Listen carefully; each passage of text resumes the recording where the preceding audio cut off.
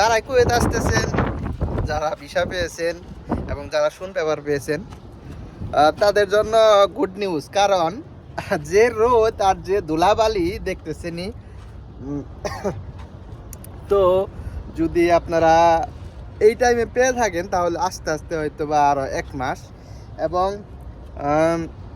এখানে আসার পর 2-3 মাসে একটা কাজ থাকে, 2 মাস কমসে কম 2 মাসে একটা কাজ থাকে লাইসেন্সের, আই টেস্টের, আরও মেডিকেল সব কিছু মিলে।